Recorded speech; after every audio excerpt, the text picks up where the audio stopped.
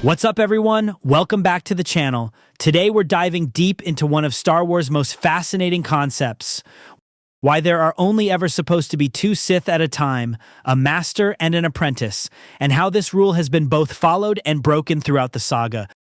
Before the Rule of Two, the Sith existed as a massive empire, with countless dark side practitioners wielding lightsabers and fighting the Jedi in open warfare. This era, known as the Old Sith Empire, saw the dark side spread across the galaxy. The Sith were consumed by ambition and the lust for power. While they fought the Jedi, they also constantly betrayed one another. Lesser Sith would band together to overthrow stronger masters, only to then turn on each other. This infighting ultimately led to their downfall. Enter Darth Bane. Around 1,000 years before the events of the Phantom Menace, a Sith Lord named Darth Bane witnessed the self-destruction of the Sith Order in the aftermath of the new Sith Wars. Bane came to a revolutionary conclusion: the Sith were their own worst enemies. Bane believed that the dark side's power was diminished when spread among too many users. More importantly, he recognized that the Sith's hunger for power would always lead them to destroy each other unless their numbers were strictly limited. And so, after ensuring the destruction of the old Sith Order, Bane established the Rule of Two. Two there should be, no more, no less, one to embody power, the other to crave it. The Rule of Two was ingenious in its simplicity. The Sith would operate from the shadows with just two members: a master who held the power and an apprentice who learned from the master and yearned to overthrow them. This arrangement served multiple purposes. First, it ensured the Sith remained hidden from the Jedi, who believed them extinct. Second, it concentrated dark side power in just two individuals rather than diluting it among many. And third, perhaps most importantly, it created a brutal but effective mechanism for the Sith to grow stronger with each generation. The master would train the apprentice in all their knowledge. When the apprentice had learned everything and grown powerful enough, they would kill the master and take on an apprentice of their own. This meant that, in theory, each Sith master would be more powerful than the last. Only the strong would survive, ensuring the dark side grew more potent with each successive generation. As one popular comment on Reddit puts it, the Rule of Two isn't just about limiting numbers. It's a ruthless, evolutionary algorithm. Despite the clarity of the Rule of Two, Star Wars fans have noticed many apparent violations.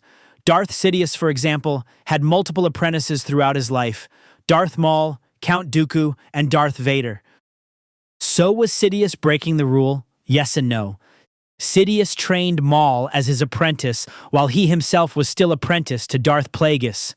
This was indeed a violation, though some theorize Plagueis may have known and approved of this arrangement as part of their grand plan. After Maul's apparent death on Naboo, Sidious took Dooku as his new apprentice. When Anakin defeated Dooku, Vader became the apprentice. Each transition maintained the count of two. But what about the Inquisitors, or Asajj Ventress, or Savage Opress? This brings us to a crucial distinction. Not all dark side users are true Sith Lords. The Inquisitors were former Jedi, broken and corrupted to serve the Empire as hunters of surviving Jedi.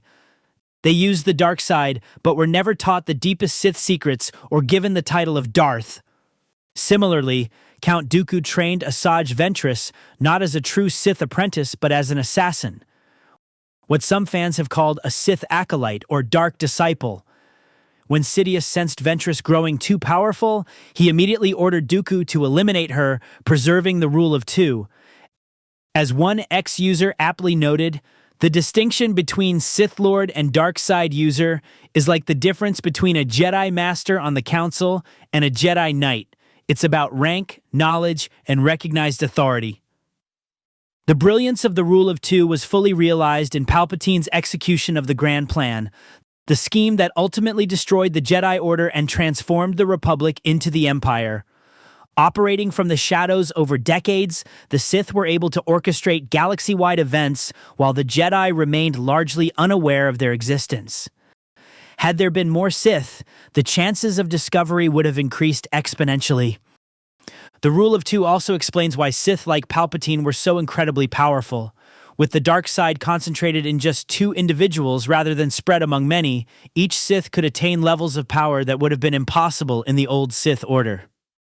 However, Palpatine ultimately corrupted even this principle.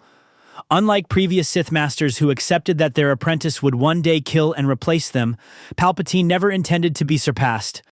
He deliberately kept Vader wounded and subservient, ensuring he would never grow powerful enough to overthrow his master. This corruption of the Rule of Two would ultimately contribute to the Sith's downfall, as Vader's eventual redemption and sacrifice destroyed both himself and Palpatine. The Rule of Two stands as one of the most fascinating elements of Star Wars lore, a principle that transformed the Sith from conquering warriors to patient schemers, playing the long game across generations. Though the rule appeared to be broken many times, these exceptions often actually proved the rule's importance, and when truly violated, the consequences were usually severe. In the end, the Rule of Two demonstrates the fundamental nature of the Sith.